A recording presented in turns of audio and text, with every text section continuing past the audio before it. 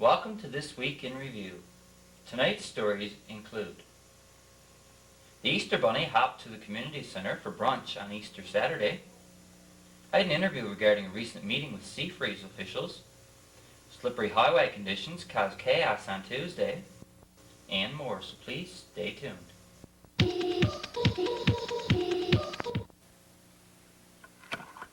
Before you can improve health, before you can grow nourishing food, before you can plant trees, you need water. Clean, safe water. Help at the source through USC Canada, 56 Spark Street, Ottawa.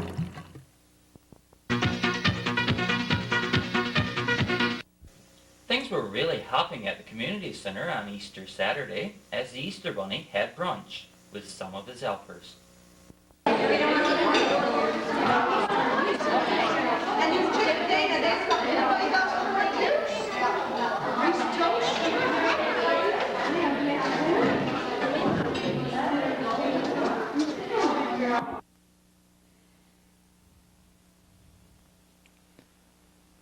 One of the Lioness Bunny helpers was waiting at the door to greet the kids as they showed up to have brunch with the Easter Bunny.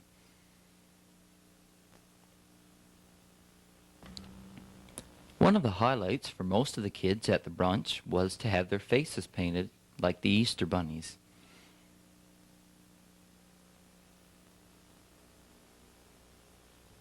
The two individuals painting the faces, Kay Kosser and Siobhan Hiscock, were kept quite busy throughout the day.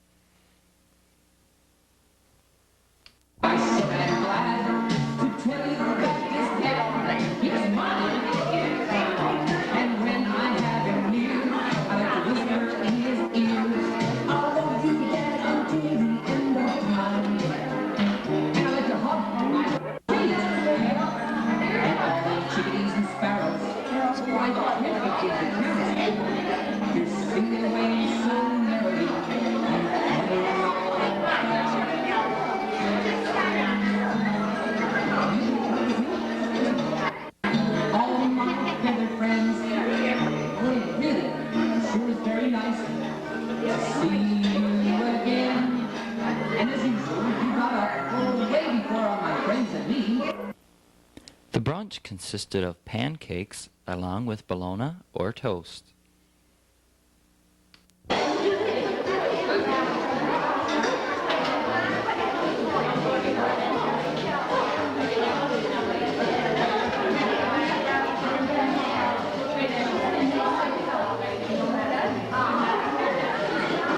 There was also 2 Easter hamper draws done at the same time.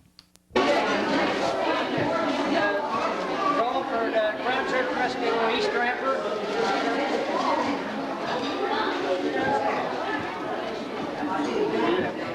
And the winner is Gail Ingham. Gail Ingham. 2018.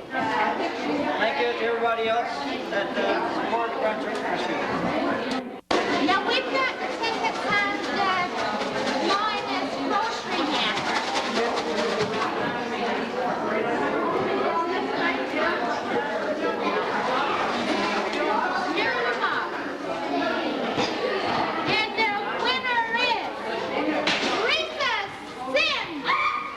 Mayor McDonald and Town Manager Mr. Kendall had a meeting with officials from Seafreeze regarding the fate of the Burgeo fish plant. I had an interview with Mayor McDonald and Mr. Kendall regarding this meeting. I'm speaking today with Mayor McDonald and Town Manager Mr. Kendall.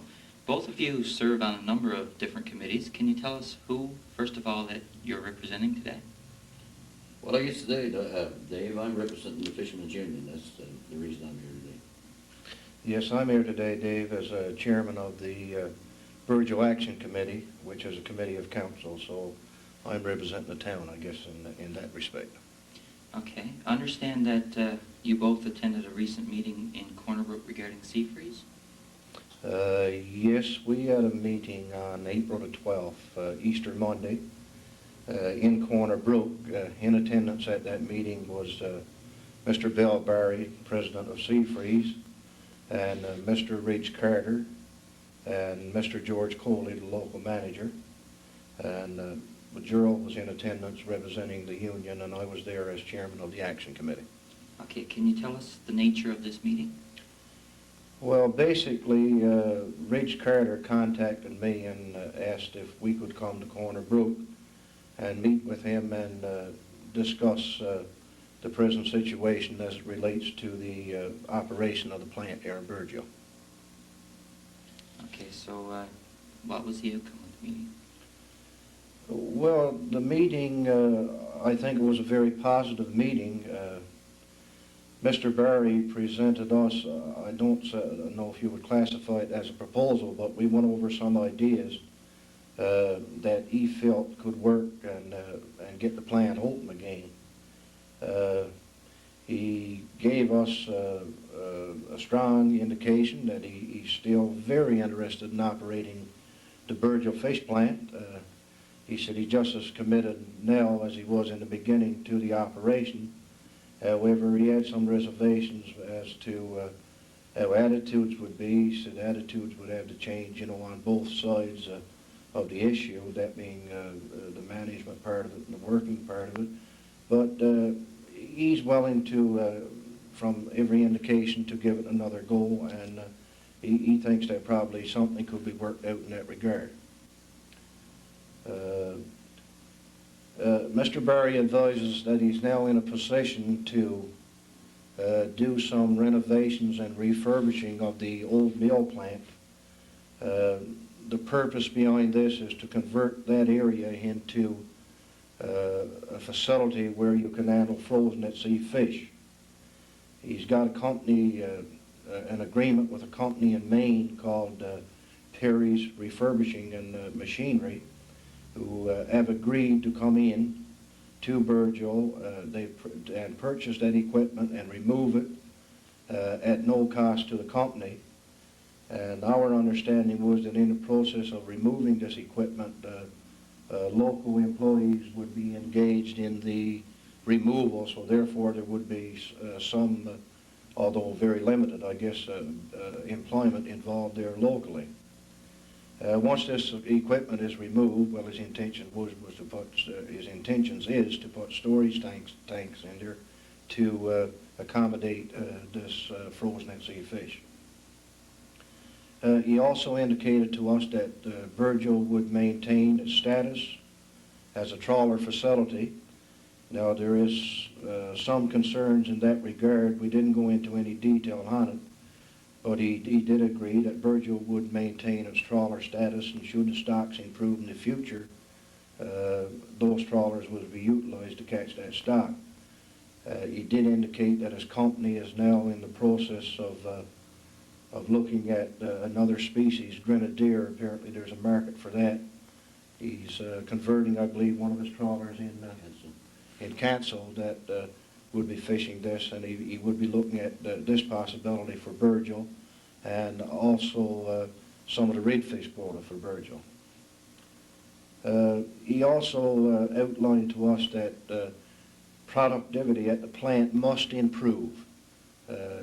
He's got to increase productivity, bring the cost of production down, whereby he can process fish at a minimum of 33 cents per pound. And how this is to be done, he said, as far as he was concerned, if it can be done by hand cutting, he would be satisfied with that. And if not, of course, machinery would have to be put in to keep production costs down. One of the most important issues, I guess, that we discussed is the saltwater system. In order to do the frozen at sea fish, there's got to be a complete new system put in over there, and the estimated cost of that system is in the area of $1 million. Now, he advised us that his company is not in a position to put the necessary funding in there to do this alone. He would have to have assistance either from the federal or provincial government, and he would be making application to government to obtain this funding. I guess the other thing that we discussed, and that concerns, I guess, the number of employees. And he indicated to us that if things could be worked out, that he could provide, or the company would provide work from anywhere to 150 to 180 people for an 8-month period. That would be the regular working force, I'll say, from Monday to Friday on a weekly basis. And during his peak period, when the markets are good, and when production would be higher, that's the period from January to March, I believe, Gerald. So he indicated that an additional shift of somewhere in the area of 150 people would be employed. Now, there's a number of variables there that he mentioned. For example, the second shift would have to be as productive as the regular shift in order to make this work. And but he felt this would be a start, and once this was in place, at least you would have a basis whereby you could build on in the future. He also indicated that if Virgil is not interested in Seafreeze, if they don't want him to operate the company, well, come out and say so. He owns the plant, and he still got loans outstanding. He had a $6 million loan to purchase the operation from National Sea. He's got some of that paid off right now. But I guess what he was trying to indicate, that if Virgil feel that they can get another operator, or if they want to operate the plant themselves, he would not hold anything up in that regard. As a matter of fact, he went on to say that he thinks he'd work it out, he'd pass the plant over for $1. But at the present time, the way it is in the fishery, with a downswing in the fishery, getting other operators or operating the plant ourselves is going to be very difficult, whoever operates it. So it's, like I said, it's not basically a proposal. It's ideas that he's come up with. And he said if he could get a clear signal from the people of Virgil and from the workers in Virgil that they are interested in working with him in this regard, he's willing to give it a go. And with regard to the meal plant, getting this changed and the water system, he said once he gets an indication from Virgil, work would start at this immediately, and he could see, his projections would be that the plant could be in production in January of 1994. Okay, you spoke of a second shift. This second shift, would that be what was in the past known as night shift? It would be, well, I'm not sure. That's something that would have to be worked out, I guess, with the union and things of that nature. I don't know if what would happen in that particular case, but he spoke about the second shift. Well, in the past, the night shift that we had in the past, I think we had around 70 employees. He's talking 150 employees, so that would be a greater number of employees on that second shift. So in total, you're talking, the figures that he gave us was around 330 employees, so that's a fair number of employees. I'm not sure how many we had to date. That's something I would have to check on the seniority list, but we are still, fighting, for the early retirement for a number of employees, and hopefully we'll get a meeting with Mr. Crosby and try and get something straightened out on that. So certainly it's going to take care of most of the employees on the plant. Okay, you mentioned January of 1994 as being a possible reopening date. At that time, would the Virgil trawlers be going back to work as well, or would it be just the plant?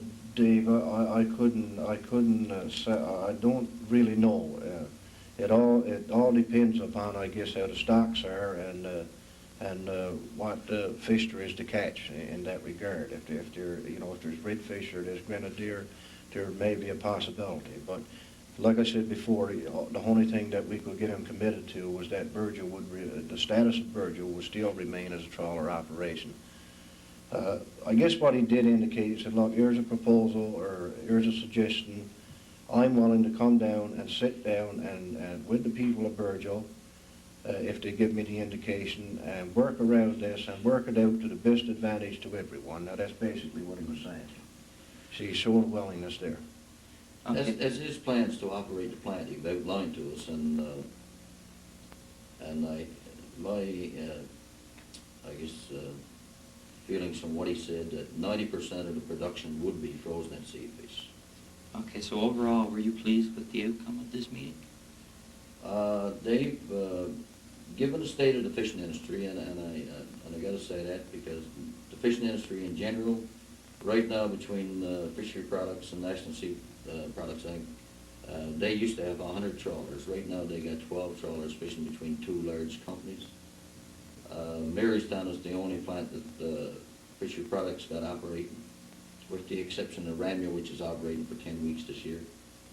And in Nova Scotia, National Sea has their Lunenburg plant, which is their main plant. That has been turned into a seasonal plant, a 6-month basis. And everything they have outside of that is up for sale. So I was quite pleased with the plan that Mr. Barry put forward. And I believe there is a good future there for the community of Burgeo if, if the people decide to accept that. Okay, it seems like for the past number of months, it's almost like there's been no option. So I guess now there is an option.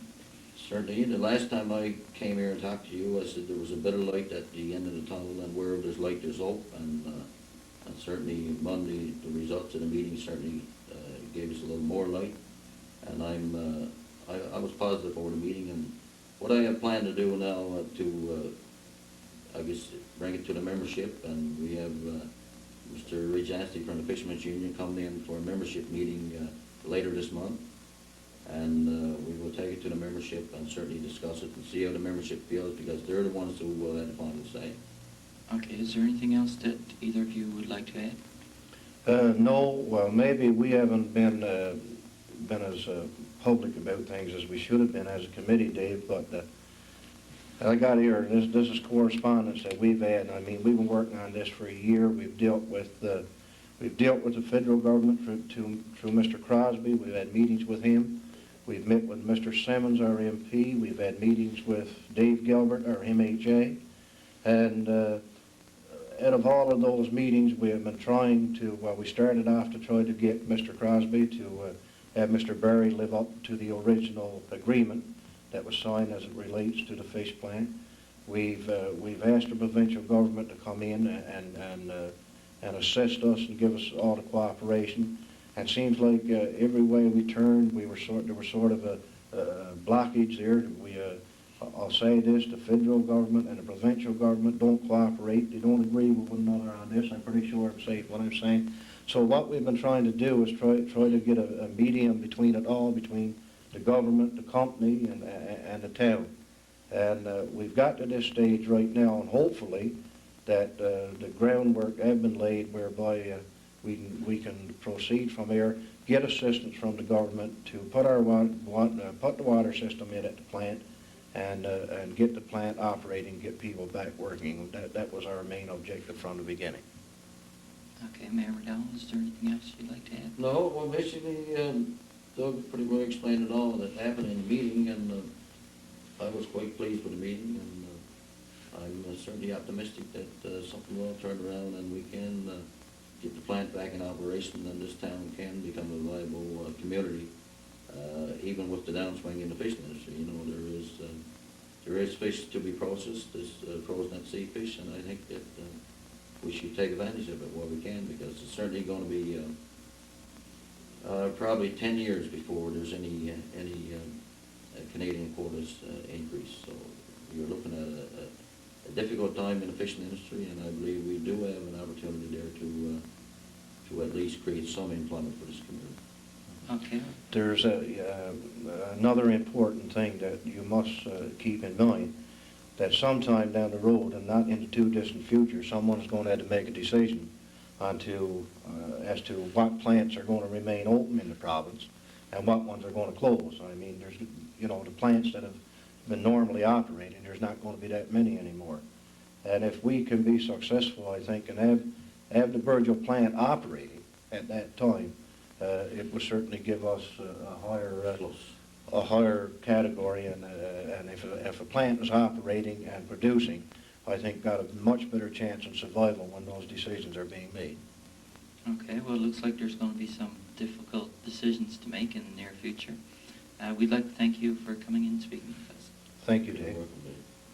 As the election date of May 3rd draws nearer, politicians seeking the seat in the riding for Burgeo Beta Spare are setting up headquarters here in Burgeo. Two of the three politicians that are seeking the seat for Burgeo Beta Spare have set up headquarters here in Burgeo. Our current MHA, Dave Gilbert, as his Liberal headquarters set up here in the Ground Search and Rescue building.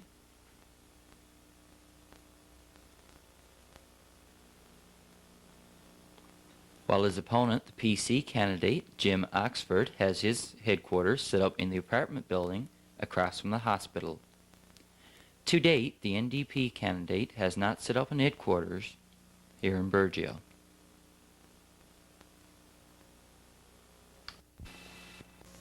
We've got more of This Week in Review coming up in just a moment.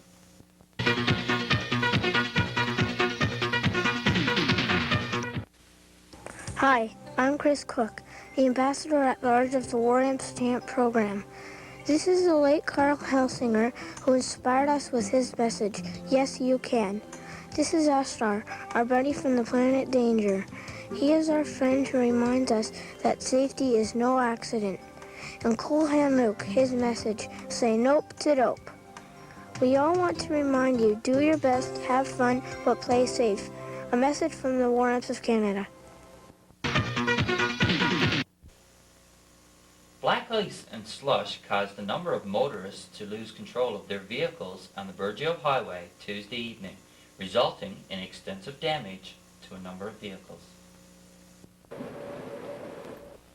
With the exception of the high winds, the road conditions in the Louis Brook area were not too bad when we visited on Wednesday morning. However, motorists traveling this section of the road on Tuesday night didn't find conditions quite as favorable. 4 motorists put their vehicles off this section of the road, while one took down a number of guardrail posts but managed to keep his vehicle on the road. We had hoped to get some coverage while the vehicles were still off. However, the tow truck went in on Tuesday night and brought the vehicles out.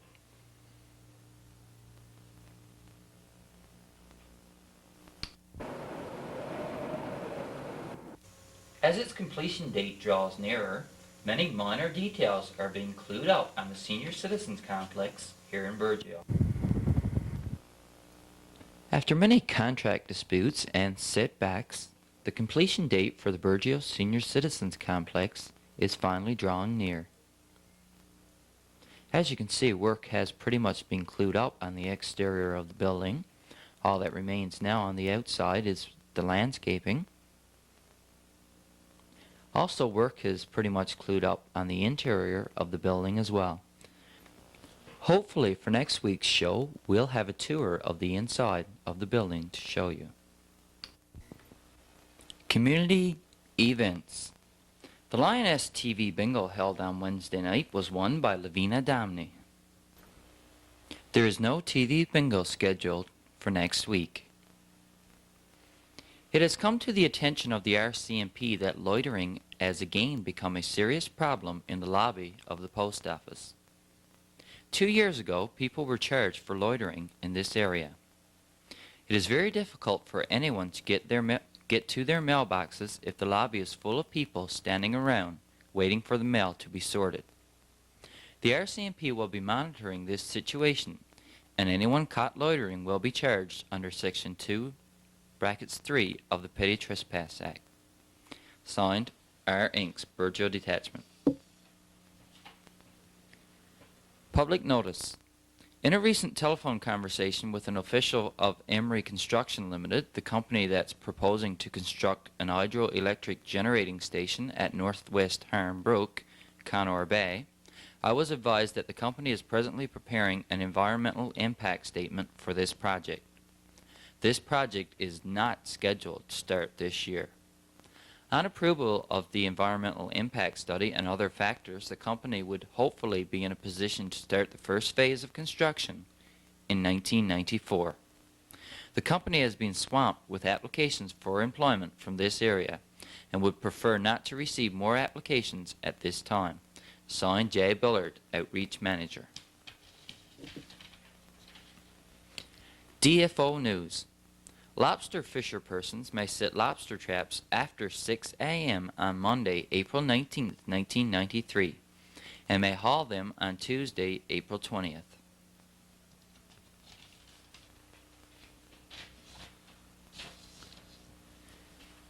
ACW, Vestry, and the Altar Guild will be having a potluck supper on Thursday, April 22nd. Supper will be served from 5 to 6:30 p.m.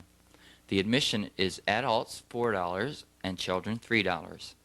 This supper includes a large variety of dinners and desserts, including turkey, ham, beef, and fish. All proceeds are going to the work of the church. Please come out and support us. Hunter's capability tests for 1993 will be held in Burgeo on May 8th, May 20th, and June 11th. The test is done in two parts. A written test, which includes 50 true or false and multiple choice type questions covering wildlife regulations, firearms and ammunition, firearm safety, and hunting behavior. Applicants must get 45 out of 50 correct in order to pass. The second part is the shooting test. This test is a practical shooting test using life-size game targets to demonstrate proficiency in the use of a big game hunting rifle. Applicants must get 2 out of 3 shots in the side vital target area, or the heart and lung area, in order to pass. And you must pass this test in order to apply for a big game license. To make an appointment and get your study guide from the Wildlife Division, phone Pasadena at 686-2071.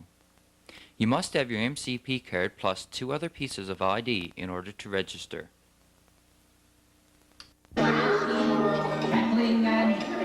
Coming up next week on Community Channel 10, tune in on Monday night when we'll have the Pathfinders and the Boy Scouts battling it out on Just for the Fun of It. And on Thursday night at 7 p.m. we'll have the championship game of the St. Patrick's Day Hockey Tournament in Springdale, and it's Burgeo versus Robert Turner.